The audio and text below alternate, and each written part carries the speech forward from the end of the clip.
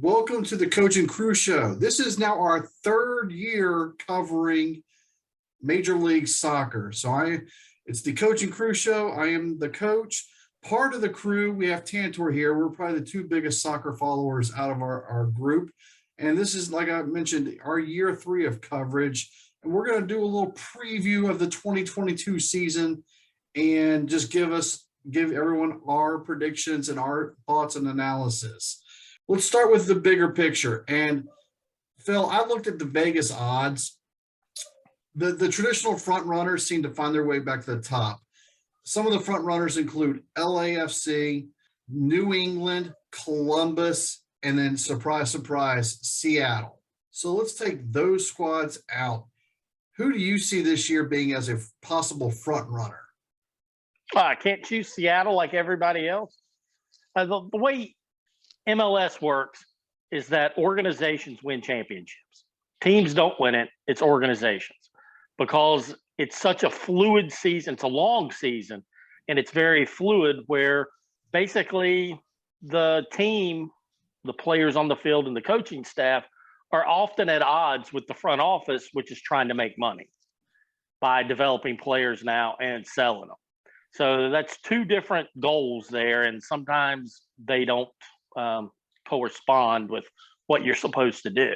So organizations win championships, which is why you see the better organizations always go to the top. And everything changes. You need a scorecard every year with MLS because there's a lot of moving parts there that you've got to go in. Coaches change like crazy, players change like crazy, sometimes in season. So it's a tough prediction there. But that said, since we're not picking Seattle, because quite frankly, Seattle's getting all those injured guys back, Jordan Morris, etc., they look good. After that, it's the team that I forgot moved from east to west. It's Nashville. And Nashville moving to the West Coast, it just blew my mind. It's like, oh, yeah, they moved. Even though they're opening the season, I think, tonight with a tough match with Seattle, Nashville has a real chance to run it out there. They've got a strong defense, and then they've got a good scoring guy with Mukhtar. They've got the second best defender in the league with Walker Zimmerman. That's world class. I think Nashville, they're loaded for bear out there, and they're going to make life difficult for other teams. All right, since you mentioned Nashville, because I was going to actually use them as one of mine, they're taking the spot of Kansas City, who I've been big on the past 2 or 3 years. I'll go back to East Coast, and Phil, you're gonna hate me. Start choking me right now through the screen. I think I'm gonna like the direction Atlanta's going. I don't know if they're gonna be don't do it. Runner. Don't put the coach curse on them. I like the way that Atlanta has turned over the past 6-8 months. They've ramped up hard at the back half of last season, got into the playoffs, have had a sound off season, nothing highlights, nothing spectacular. And then, yes, it's only day 1, but a Sporting Kansas City squad who I've been big on for 2 years now, 2+ years now. But over the longevity, and you said it best. This is a marathon, not a sprint. The only thing they could compare to is 162 games of Major League Baseball. Stuff is going to happen. People are going to get hurt. You're going to have, not only that, you're going to have yellow card suspensions and red card suspensions factor in over time. It's who can have depth and who can build up depth. And then what about these midweek games that come in play? How are they going to factor in? So Major League Soccer is a very interesting watch, and have the longevity of it as well. And I was going to set up this next question, and I've got it scripted, so I want to stay to my script, but I already know where you're going with this. So if you want to eliminate Nashville, please do. Within the expansion teams of the past 3 years, move forward. So that includes Nashville and Miami. You have Austin, and now FC Charlotte, and our friends in Cincinnati. I already know who you think is going to be the bottom dweller. Assuming Nashville's your number 1, who do you think out of the expansion teams has the best chance of being the second best true expansion squad? True, that's got to be Austin. I want to see Miami do well, but it's just not happening. They're just, the organization sucks, man. It's the Redskins of Major League Soccer. And I don't want to say You that know because I what? want to That's root a for real Beckham. good analogy. I want to root for Beckham, and that's just not happening. You sent me a website earlier this week, Soccer Bible, and it listed out all the new jerseys this year. Yep. Because for the fans who haven't been on, I'll put up some of the images we're about to talk about. Take your team out of it because I already know how you feel. Just straight jersey, nothing else, nothing about the quality of the team, nothing about anything else, just straight jersey. Share with us some of your favorite jerseys you saw from that website. I'm a simple guy.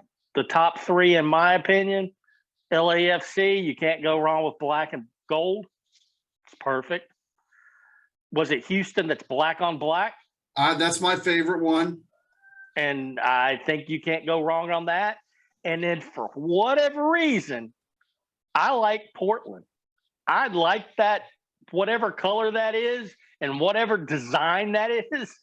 It's just, I really think it should have been in forest green.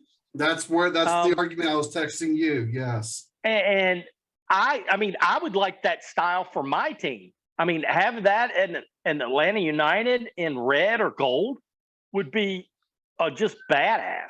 And I thought the design was great. I don't know why they did it in that row. Well, I don't even know what color it is. I mean, it's kind of like a pink rose, whatever you want to call it. I mean, it's just off the wall color, but it's the same with New York City FC. All right. I like the design, but you could have done it with the team's colors and it would have come out great. Why did they change switch their to colors to the Denver Broncos? Why are they now primary orange? I don't know. And that's just strange to me. The moment you win your first championship, you change your colors because they wore all orange today. I don't know. Well, orange with the blue stripe thing. Right. But racing stripe. Yeah. I mean, and I like the design, but I just don't understand why they went orange. And the one I'll throw in that you didn't mention, because we're on mostly the same page. Houston's my favorite. I love the CF Montreal one with like the lightning bolt, and not like a San Diego Charger lightning bolt, but like a real lightning bolt. I just wish the shirt was either a pure white or not the off-white or gray, whatever it is. That's my only, I don't even want to say criticism, just if I could tweak it just a little bit. So tweaks their own. Well, what do you think about your team? Orlando with the fade. All right. The fade with the sunrise and the sunbeams. I get the whole meaning. I fully embrace it. I think it's great, but I'd love to see the primary still be the purple. I mean, it's a subjective argument. People in the stands, we're nowhere near Atlanta size stadium. We're nowhere near Nashville. We're nowhere near Charlotte. But we had 20,000 plus at Exploria today, and there was more than one of those jerseys being worn by the fans. So it's clearly selling. I'm actually surprised they didn't open with it since it was a 1 o'clock start, 83 degrees. Put the whites on, not the purple. Yeah, final question. And everybody always knows the final question on these previews that we do. Phil, you can go first. I'll give you mine, and as Phil already alluded to, I will be giving two squads their KOD. Yeah, look, in the West, we've already talked about it. I say the two finalists in the West is going to be Seattle and Nashville. I don't know how anybody is going to be able to compete. I think Seattle's going to win the cup unless there's a lot of injuries. That team is loaded. How can they have that much talent on one squad? It's stupid talent that Seattle has. All right, so for my Western side, yeah, I have Seattle, but then I also have LAFC. I think this is finally the year it starts clicking for LAFC, and I think they're going to outscore everybody. Eastern side, I don't like the new logo at all. I don't like rooting for them, but yet I have to give them respect. I see New England finding their way in. And let's go back to 2 years ago's champion. I'm going to go with Columbus. I see where you're going with that. Columbus last year couldn't put it together. And since they had 2 years ago Zach Steffen, any mistakes, he would make up for it. They don't have that this year, and I think they just got old. So I'm not buying Columbus at all. I think NYFC has too much of an advantage playing home games at a non-regulation stadium. That it's we really didn't bring up that. Oh. It's really not fair. So I think they're going to make it to the East Finals, and I really and you could call me a homer if you like, but I think Atlanta and NYFC face off for the finals in the East. But neither one of those clubs can beat a Seattle. I'm sorry, they can't do it. The team's just it's that that might be the best assemblage of talent MLS has ever had, and it might be the greatest team MLS has ever had. We'll find out throughout the season. Sarah's your thoughts, Crew Nation. Who do you like this year as the early front runner? Comment below on our YouTube page. Don't forget to subscribe, and then also go to coachandcrewshow.com. We'll see you throughout the season.